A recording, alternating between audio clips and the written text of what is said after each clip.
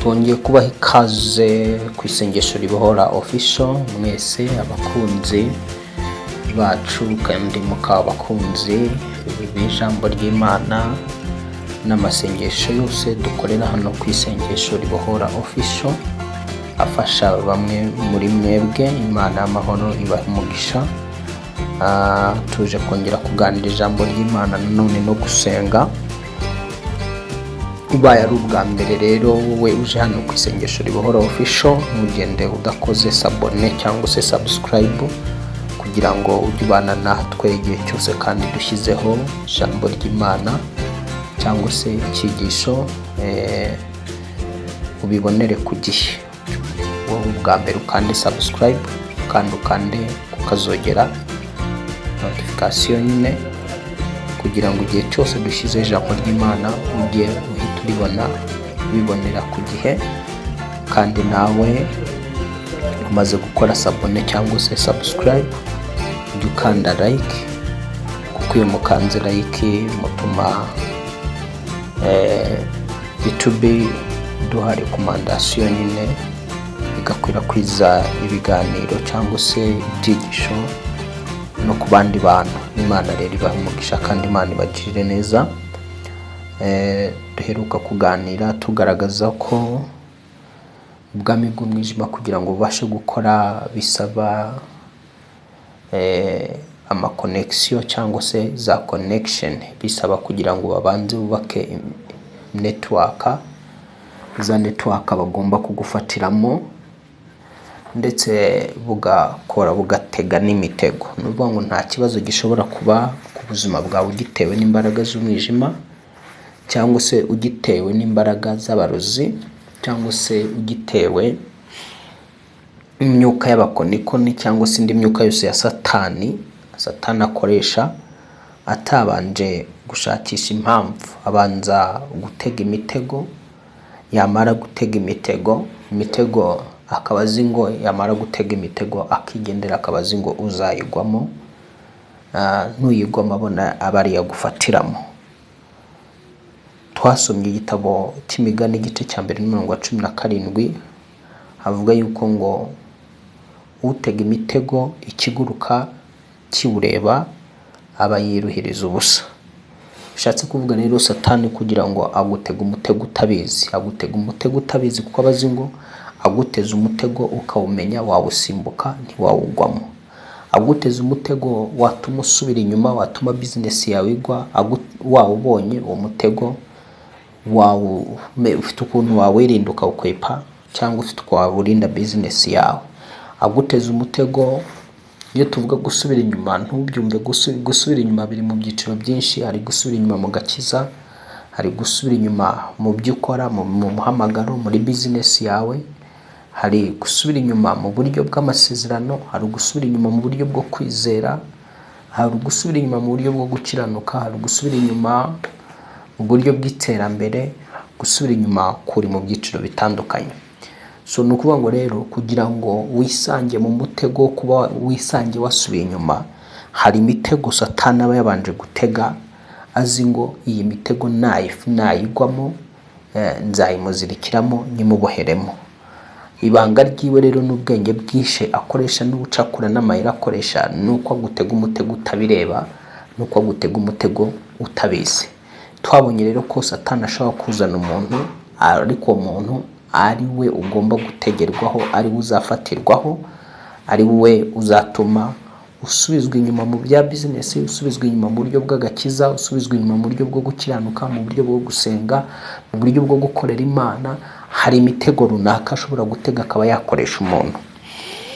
Hano rero tugiye kureba ukuntu hari ibintu ushobora gukora ubwabyo bikakubera umutego wo gusenyuka k'ubuzima bwawe, bikakubera umutego wo gusenyuka k'umuhamagaro wawe, bikakubera umutego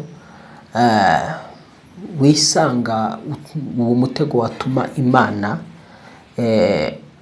ikuba kure. Hari ibintu wakora ugasanga nuvuga ngo bikakuviramo isezerano, ugasanga ukoranye isezerano n'abadayimoni, ukoranye isezerano na Satani ko ugomba kumukorera, ugomba kuba umwami we, agomba kukubera umwami, agomba kuba ari ugenga ibyawe, agomba kuba ari ugenga ubuzima bwawe, imibereho yawe, urushako rwawe, iterambere ryawe, umubiri wawe, bitewe n'ibyo wakoze. Hari ibintu ushobora gukora nyine ugasanga winjiranye isezerano, cyangwa ukoranye isezerano na Satani, ukoranye isezerano n'abadayimoni ko bagomba kudomina ubuzima bwawe, bagomba gutwara ubuzima bwawe, bakaba ari bo babugenga. Igihe rero iryo sezerano utasobanukiwe ko warikoze ngo ubashe kurisenya, babadayimoni ntibazakuvaho, ya myuka mibi ntizakuvaho, na cya kibazo cyabivutse mu kubw'iryo sezerano uzagisengera cyange kuvaho. Kandi reka nkutangarize yuko bimwe mu bibazo ubona bidacika, ibibazo bidashira, ikibazo kigenda kisubira, nuvuga ngo ujye umenya yuko inyuma yacyo hari imbaraga z'isezerano. Haba hari imbaraga z'isezerano ry'abadayimoni, haba hari imbaraga z'isezerano ry'abazimu.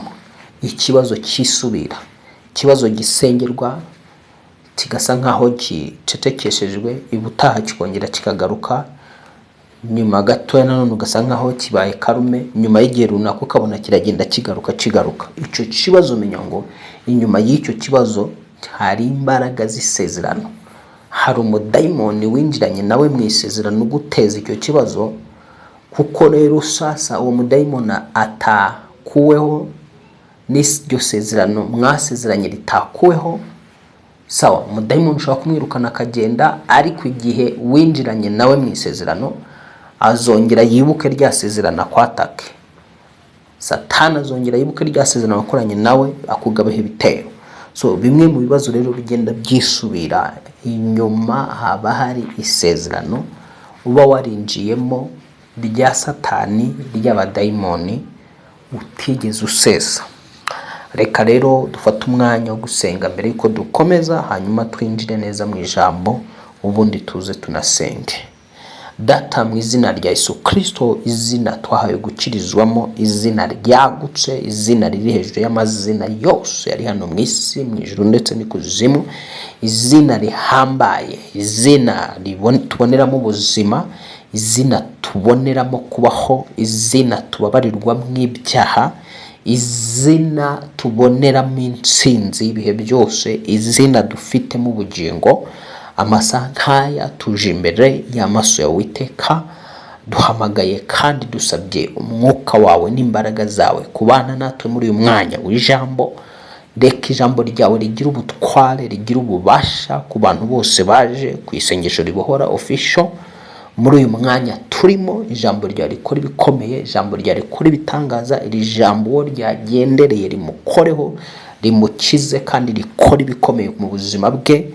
Wari uri mu bibazo atazi inkomoko yabyo, atazi imva n'imvano zabyo, ndatura kugira ngo mwami, nyuma yo kumenya inkomoko y'ibibazo ahagazemo n'ibibazo arimo aracamo, wohereza imbaraga zikomeye zimuterura zimukura mu kibazo, kugira ngo uyu muntu agire ishimwe, kugira ngo uyu muntu abone ukuboko kwawe, nawe anezererwe kandi yishimire wowe Imana wamuremye, yishimire wowe Imana yamenye kandi akakwizera. Urakoze kumva gusenga, reka byose bukushaka no kushima mu izina rya Yesu twahawe gukirizwamo, tubisabye twizeye Uwiteka, amen. Reka rero dusome kuva igice cya 34, kuva igice cya 34 n'umurongo waho wa 12.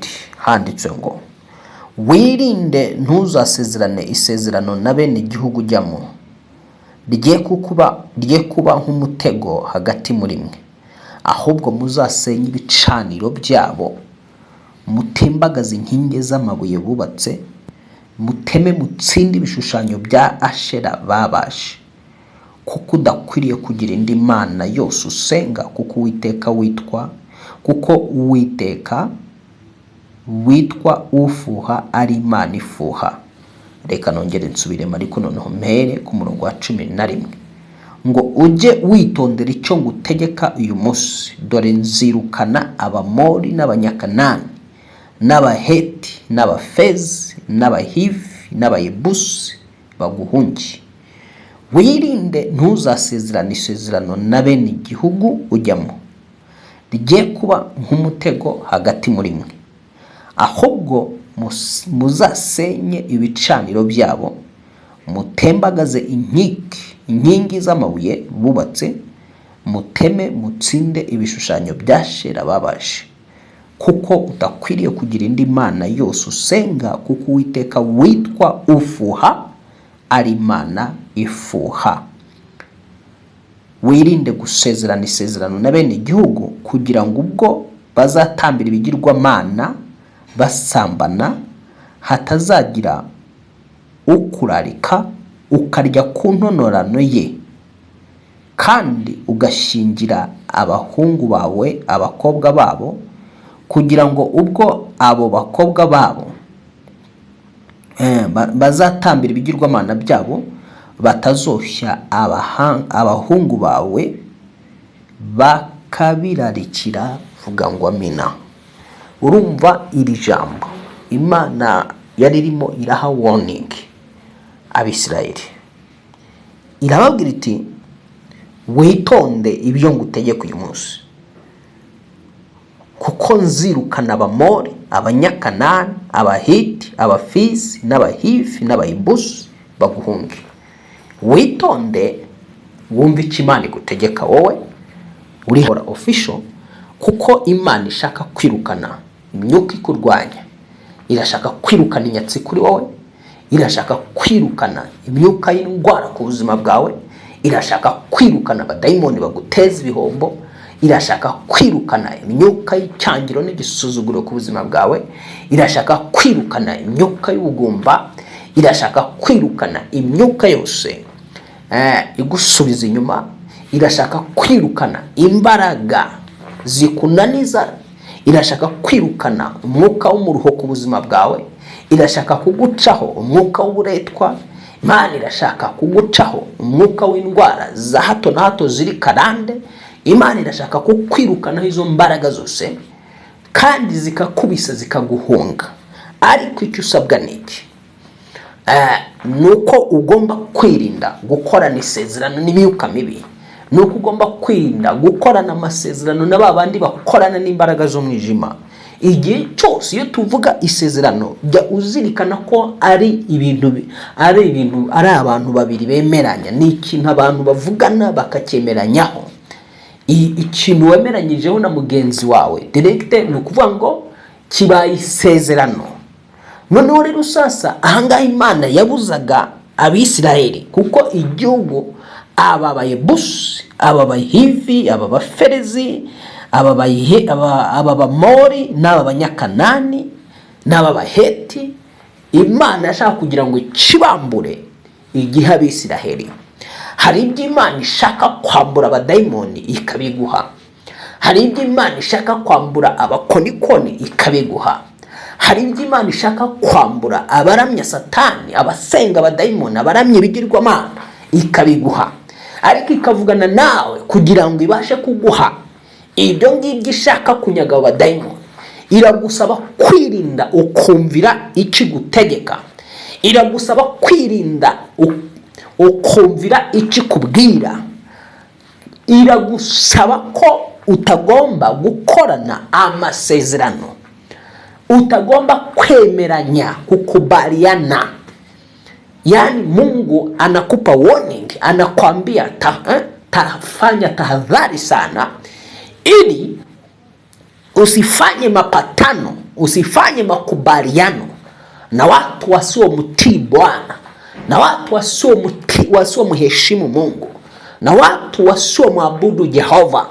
Iravugana nawe ngo wirinde utemeranya, udakorana amasezerano n'abatizera Imana, n'abatubaha Imana, n'abasenga izindi mana, n'abaterekera, n'abaraguza, n'abajya mu bapfumu, n'abajya mu bakonikoni. Ikakubwira ngo nuramuka ugiranye amasezerano n'abo bantu basenga izindi mana, ugagirana amasezerano n'abahungu b'Abanyakanani, n'abahungu b'abapagani, n'abagabo b'abapagani, n'abagore b'abapagani, n'abo bantu b'abapagani, abo batizera ijambo rikavuga ngo bizakubera umutego, kandi nibikubera umutego uzisanga wafashwe n'ubwo bwoko, uzisanga wafashwe n'irindi myuka mibi, uzisanga waguye mu mutego wa Satani, uzisanga waguye mu mutego w'abadayimoni. Icyo nicyo bivuze. Imana iravugana nawe ngo rekeraho, irinde, wumve ikigutegeka muri business yawe, wumve ikigutegeka mu kazi kawe, wumve ikigutegeka muri iyo office kugira ngo ubashe kuyikomereramo, wumve ikigutegeka muri urwo rugo kugira ngo urwo rugo ubashe kurukomereramo no kuruboneramo umugisha. Ivuga ngo wirinde kugirana isezerano n'imyuka y'abadayimoni. Aribo buriya tugirana isezerano n'abadayimoni gute? Ni igihe cyose twifatanyije n'abanyamahanga n'abo tutizera kimwe, tukagira ibyo twemeranya hagati yabo nabo, icyo gihe mu isi y'umwuka uyisanga za mbaraga zidomina wa munyamahanga, b'abadayimoni badomina wa muntu utizera, bakugiraho ubutware, bakugiraho ubushobozi. Kuko wa muntu utizera niba yizerera mu zindi mana, akaba yizerera mu myuka y'abadayimoni, ari yaramya, ari yasenga, ari yaterekera, ari yaturira amaturo, ariyo yamuhaye izina afite, ariyo yamuhaye icyubahiro afite n'ubutunzi afite, uwo muntu ukikonekita nawe, uwo muntu mukagira ukuntu mubana, ukuntu musabana, ukuntu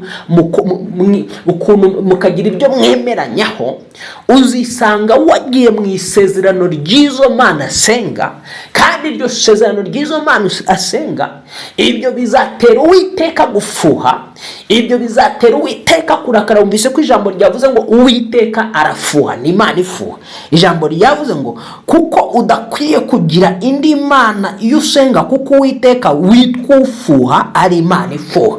Imana dusenga ubwayo yitwa ufuha, ngo kandi ni Imana ifuha.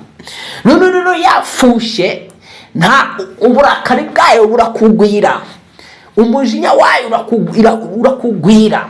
Hari ushobora kubita umujinya w'Imana utagusuka, ariko ikagisa nkaho iguteye umugongo, igatera umugongo business yawe. Yatera umugongo business yawe izatangira gusubira hasi. Yatera umugongo ibyo ukora bizatangira kumanuka. Yagutera umugongo muri yo office urimo, uzayirukanwamo. Byanga bikunda uzayirukanwamo, kuko abadayimoni bahita bakwataka, bagateza impamvu yo kwangwa, bagateza impamvu yo gutuma utemerwa muri yo office, ugasanga urirukanwe. Ndagira nkubwire ngo irinde, wumvire Imana aho ikujyana, aho ikugejeje, aho ikwicaje, umwanya urimo, urugo rwawe. Biragusaba kugira ngo wumve Imana ikigutegeka muri urwo rugo, kugira ngo uruboneremo amahoro, kugira ngo uruboneremo umugisha. Urugo urimo nutumva Imana ikigutegeka, nta mahoro waruboneramo, nta mutekano waruboneramo. Business Imana yaguteretsemo, nutagira gute, nutumva icyo Imana ivugana nawe muri iyo business, uzahomba, uzasubira hasi. Nutumva icyo Imana ivugana nawe muri ayo mashuri wiga, cyangwa se ngo wumve icyo Imana ivugana nawe muri abo bana bari kwiga, uzisanga basubira inyuma. Biragusaba kugira ngo icyo uhagazemo cyose umenye uko ugendana n'Imana n'uko ubana n'Imana. Wirinde kugirana isezerano n'abanyamahanga, wirinde kugirana isezerano n'abatizera, wirinde kugirana isezerano n'abana b'umwijima, kuko nuramuka ugiranye isezerano n'abana b'umwijima bizakubera umutego. Kandi nibikubera umutego, ntuzabura guhura n'ingaruka. Imana iravugana nawe ngo ntuzabura guhura n'ingaruka. Wumvise iri jambo rero, wirinde gusezerana isezerano na bene icyo gihugu, wirinde gusezerana isezerano n'imyuka mibi, wirinde kugirana isezerano n'abadayimoni. Nshobora kuba ndi kuvugana nawe direct kano kanya, uri mu isezerano utabizi, isezerano ryarakubereye umutego. Hari ibyo wakoze bikubera umutego, kano kanya uri mu ngaruka z'uwo mutego.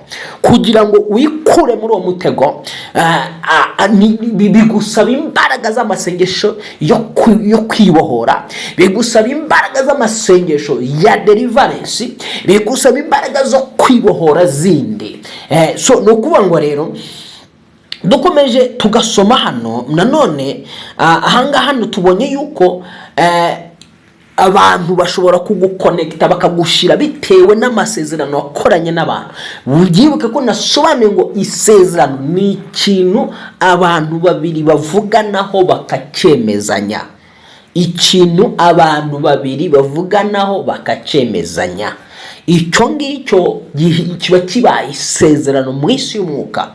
Noneho sasa kabone niyo wowe igihe cyagera ugasa nkaho cya kintu wari waremeranyije n'umuntu utagikoze ukakivamo, ntibivuze ko rya sezerano rivuyeho niba hatabayeho gusenga Imana no kuvuguruza cyangwa se no gusesa iryo sezerano. Benshi cyane hari amasezerano, nongere mbisubiremo nigeze kubivugaho, aboha ingo zabo, umukobwa akajya kubaka urugo cyangwa se umuntu akajya muri business runaka cyangwa umuntu akagira mu kintu runaka, ariko hari umuntu yigeze kugendana nawe, kubana nawe, ukorana n'abadayimoni, tuvuge uri umucuruzi ariko umwe ufite umucuruzi inshuti yawe ukorana n'imbaraga z'umwijima, ukorana n'imbaraga z'abadayimoni. Igihe kikazagera akakubwira ngo hari ahantu nakujyana, bakagufasha uburyo bwo gucuruza, ukagenda ugasanga bagucinda sago baguhaye imiti, ya miti noneho sasa ukazisanga ari byo wambariraho cyangwa ushyira mu ikofi, cyangwa hari n'ibyo utera mu iduka ryawe. Igihe kikagera ukabireka ukinjira mu gakiza ukakira Umwami Yesu. Ariko niba utarasubiye inyuma ngo ubanze usese ya masezerano ya mbere y'abadayimoni, nuvuga ngo muri cya gihe wajyaga gucuruza bakagira ibyo baguha wisiga, bakaguha ibyo baguha ushyira mu bucuruzi bwawe, gutyo bakakugira ibyo bakubwira utongera, icyo gihe wahise winjira mu isezerano ry'abadayimoni, ko abadayimoni aribo bagomba kuguhisha bakaguha guhirwa.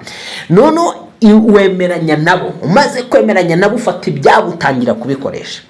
Nubireka rero ukaza mu nzu y'Imana ugatangira gukizwa, nyuma yo gukizwa ariko ntiwibuke ko wigeze kujya muri iyo mihango n'iyo migenzo ya mbere ya bya isezerano wakoranye na Satani ko ari ugomba kuguhira. Uzinjira muri business, ahagurutse ikirego, ahagurutse urubanza, atangire kuvuga ati uyu nguyu Mana nubwo ushaka kumuhira, nubwo ushaka kumumugisha, uyu mfitanye nawe isezerano ku bijyanye n'ubucuruzi bwe, hari ibyo twemeranyije. Icyo gihe rero niba utarahishurirwa ngo umenye ibyo bintu, uzajya ubona usenga ariko urakora birahomba, urakora biranga, urajya gutyo nyine usange direct ibintu byanze. Kubera iki? Hari isezerano Satani akurikirana risaba kugira ngo urivemo, urisese. Uri umuntu wakundanye n'umukozi wa Satani, uri umukobwa cyangwa uri umuhungu, ukundanye n'umukobwa wa Satani, umwana w'umwijima, musezeranye gukundana, ndagukunda, mwembi mubyemeranya ko mukundana, kandi uwo wemeranyije nawe ko mukundana ni umwana w'umwijima, ni umukobwa wa Satani cyangwa n'umuhungu wa Satani. Igihe kiranageze mukoze iby'abagabo n'abagore, muraryamanye mu isi y'umwuka, nukuvuga ngo igihe kigeze muratandukanye, ntago mubanye. Uwe muhungu ugiye gushaka undi, nawe mukobwa ushatse undi, rya sezerano mu isi y'umwuka rya wa muntu rizakomeza gukora.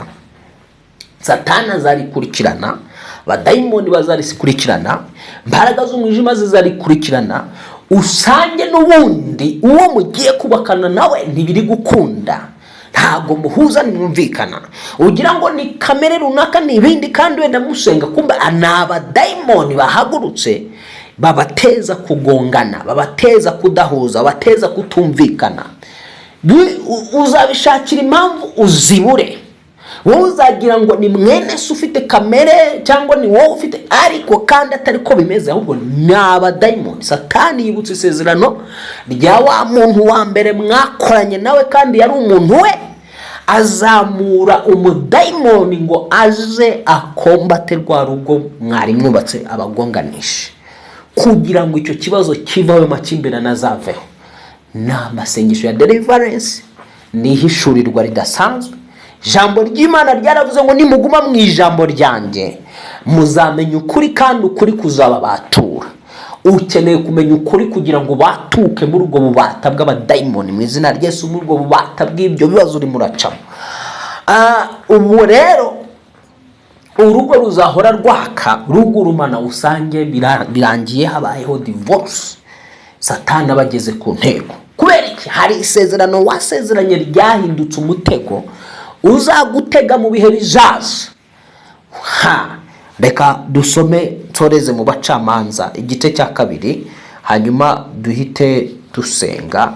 Ariko ntaragera mu Bacamanza, reka tubanze dusome hano mu Gutegekwa kwa 2.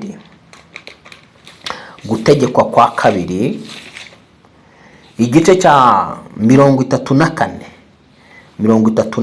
n'umurongo waho wa 12.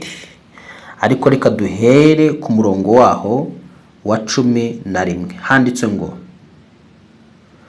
nta wagereranywa nawe, ngo mu Bisiraheli ntihabonetse. Igitabo Gutegekwa kwa 2:34 n'umurongo duhereye ku murongo wa 11. Ariko reka mpere ku wa 10 ngo mu Bisiraheli ntihabonetse undi muhanuzi uhwanye na Mose, uwo Uwiteka yamenyaga barebana. Nta wagereranywa nawe kubw'ibimenyetso n'ibitangaza byose Uwiteka yamutumye gukorera mu gihugu cya Egiputa ngo abigirire Farawo n'abagaragu be bose n'igihugu cye cyose, no kubw'iby'amaboko menshi byose n'ibiteye ubwoba byose Mose yakoreye mu Bisiraheli.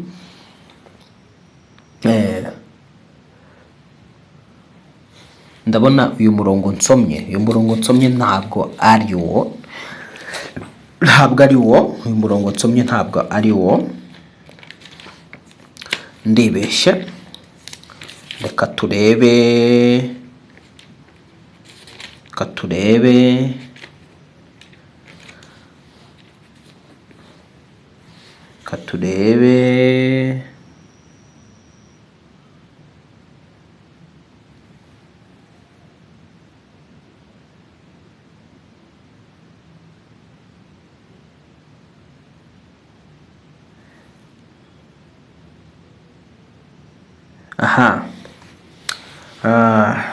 hano nanditse byo nanditse hano naribeshya hano ho nanditse. Reka turebe Abacamanza igice cya 2, Abacamanza igice cya 2 n'umurongo wa 2 kugeza kwa 3. Abacamanza igice cya 2, Abacamanza igice cya 2, mwihangane. Abacamanza igice cya 2 n'umurongo waho wa 2. Reka dusome mu izina ryera rya Yesu Kristo. Handitse ngo duhereye ariko ku murongo wa 1 havuga ngo hanyuma marayika w'Uwiteka ava i Gilugali ajya i Bokimu, arababwira ati nabavanye muri Egiputa mbazana mu gihugu nasezeranyije basogokuruza, nkababwira nti ntabwo nzaca isezerano nabasezeranyije. Namwe ntimugasezerane na bene icyo gihugu, ahubwo muzasenye ibicaniro byabo, ariko ntimwanyumviye. Niki cyatumye mukora mutyo?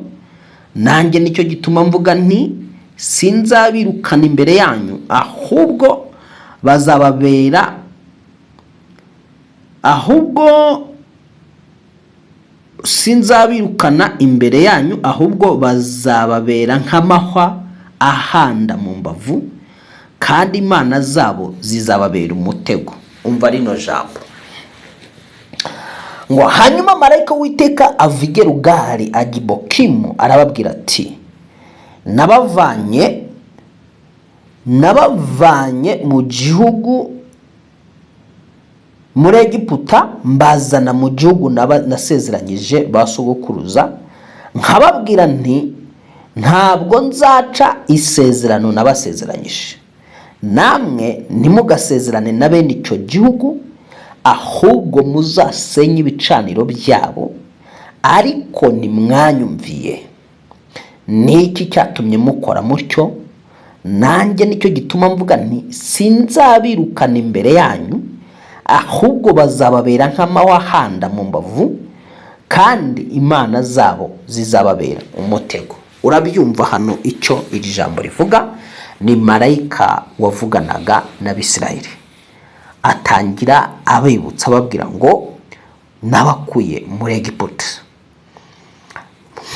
nshingiye ku isezerano Imana yavanye Abisirayeli muri Egiputa, ishingiye ku cyo yari yaremereye umugabo witwa Aburahamu, uwo bakomokaho. Iramubwira, ubyibuke ko mu kuva mu itangiriro igice cya 15, Imana yarabwiye Aburahamu yuko urubyaro rwiwe ruzaba abaretwa imyaka 400 mu bihugu by'amahanga. Nyuma y'iyo myaka 400 ikabakura mu buretwa, bakavana muri icyo gihugu ubutunzi bwinshi. Imana niko yari yarabibwiye Aburahamu. So rero igihe kigeze, Imana iza kwibuka icyo yavuganye na Aburahamu nyuma y'imyaka 400, ibona Abisirayeli bari mu buretwa batakira muri icyo gihugu bari bahozemo. Yumva gusenga kwabo, yibuka isezerano yagiranye na Aburahamu ku mwaka wa 430, aho Abisirayeli bari bamaze imyaka 430. Imana idesida ifata ibyemezo byo guhagurutsa Mose ngo agende abakure muri Egiputa. Bamaze gukurwa muri Egiputa, ubwo murabizi ndavunaguye, igihe kirageze ibazana mu gihugu cyabo, ibaha cya gihugu cyabo yari yarabasezeranyije. Ariko urumva nyuma y'imyaka 400 igihugu sogokuru wabo yari yaravuyemo, hari abari baragituyemo benshi, barabaye benshi. Nawe urumva imyaka 400 hari abari barakigize nk'icyabo bene cyo, aribo twahoze twumva Abayebusi, Abahiti, Abamori, abo twumvise nyine bari abose. Imana rero kuko abo bari barasigaye muri icyo gihugu cyangwa bigarura icyo gihugu, basengaga ibigirwamana, bagasenga izindi mana. Imana ibaha warning ati rero igihugu mbajyanyemo ntimuzakorana isezerano nabo na bene cyo, kuko nimuramuka mukoranye isezerano na bene cyo bizababera umutego. Ahubwo icyo mugomba gukora, muzabirukane muri icyo gihugu, musenye n'ibigirwamana byabo n'ibicaniro bagiye bubakira imana zabo. Ariko Abisirayeli ngo ntibabikora. Batabikoze rero Imana inavuga ngo okay, kuko mutigeze mubikora, nanjye ababisha sinzabirukana imbere yanyu, bazababera umutego, bazababera nk'ihwa rihanda, bazakomeza babahanda. Umva nkubwire, mvugane nawe, mve ku Bisirayeli, mvugane nawe uri hano unteze amatwi ku isengesho ribuhora official.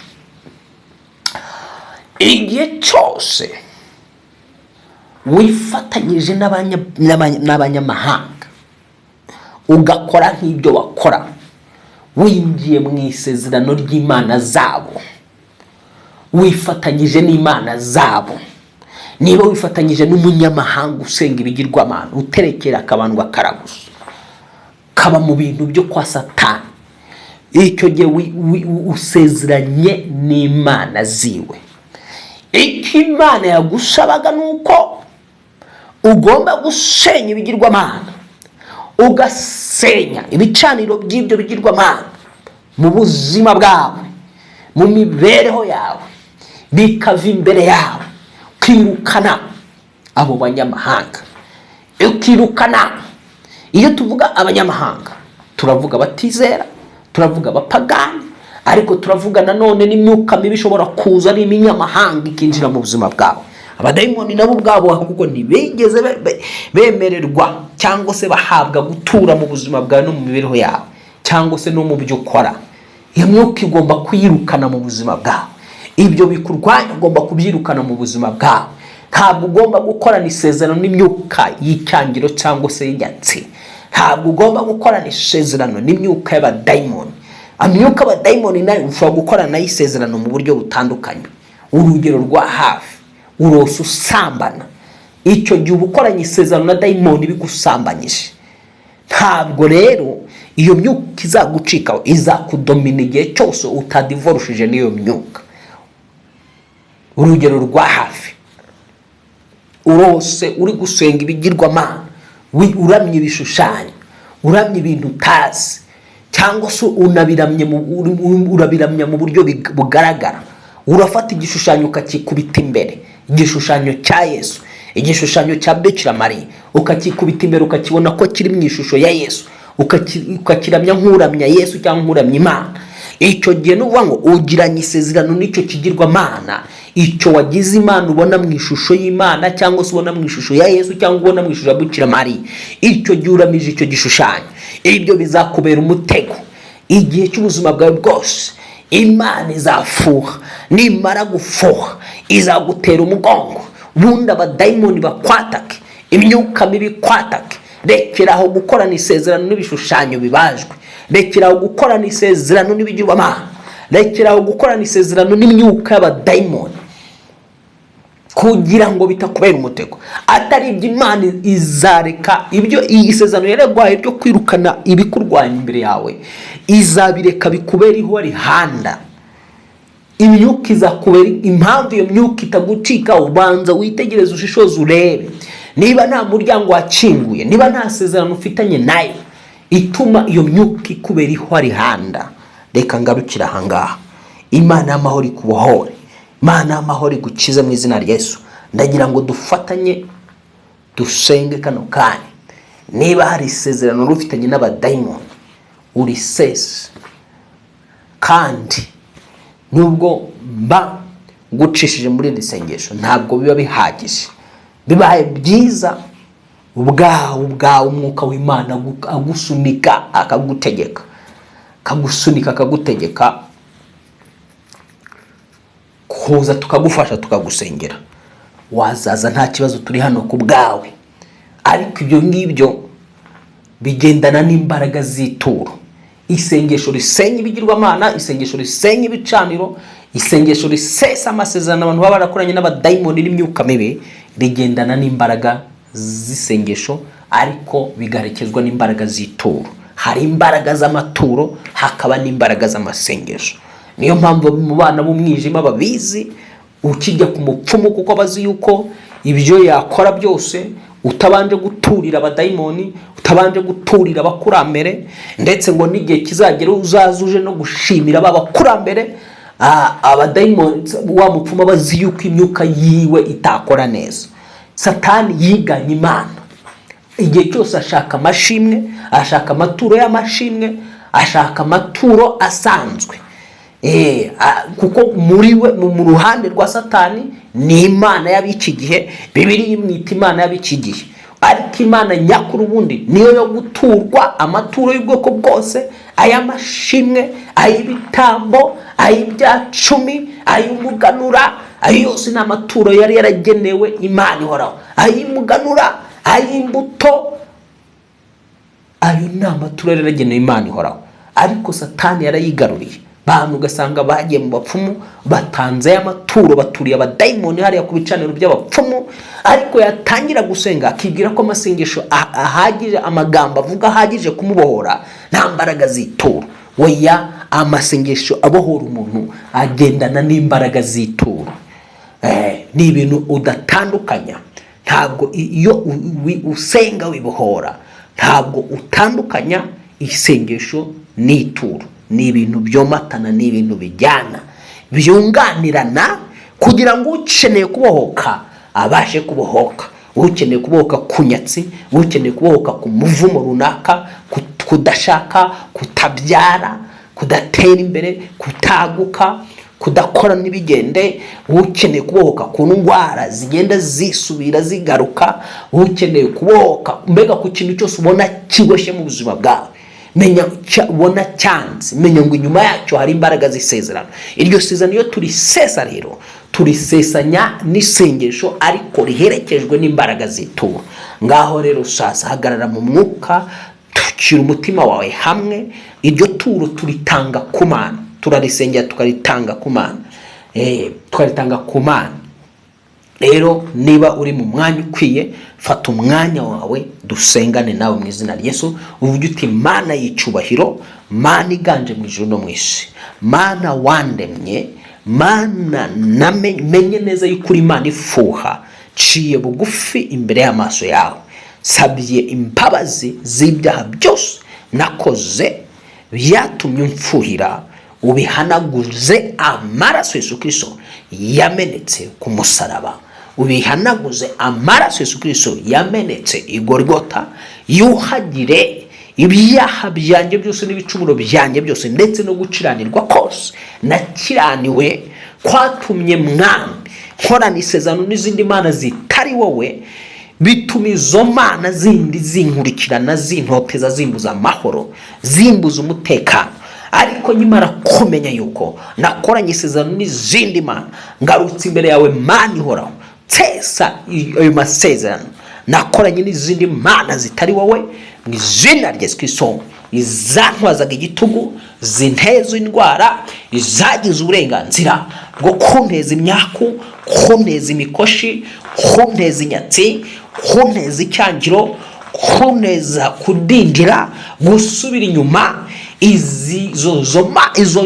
izo mana zindi zitari wowe, zirwanya ubuzima bwanjye, zirwanya imibereho yanjye, zishingiye ku isezerano ryose nakoranye nazo ntabizi, yaba ari isezerano nakoze nkiri mu byaha ntarasobanukirwa ukuri, nkagirana nazo iryo sezerano, ndarisesa, ndisohotsemo, ndarivuma, ndarisesa mu izina rya Yesu Kristo. Iri sezerano ry'abazimu, sezerano ry'abadayimoni, ndivuyemo nonaha mu izina rya Yesu Kristo. Nihuje n'isezerano ryawe Mana ihoraho, wewe wanzanye mu isi, wewe wampaye umwana wa Yesu Kristo kugira ngo nimwizera ntarimbuka ahubwo ahabwe ubugingo buhoraho. Handitswe yuko uwo yerekaniwe kumaraho imirimo yose ya Satani.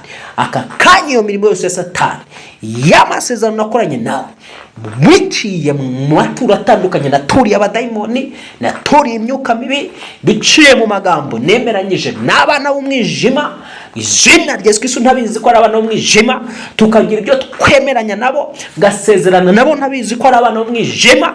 Ayo masezerano ndayasesa mu izina rya Yesu Kristo wapfuye akazuka, mu izina rya Yesu Kristo uwo nizereramo gukira, mu izina rya Yesu Kristo wampuje n'Imana ihoraho witeka.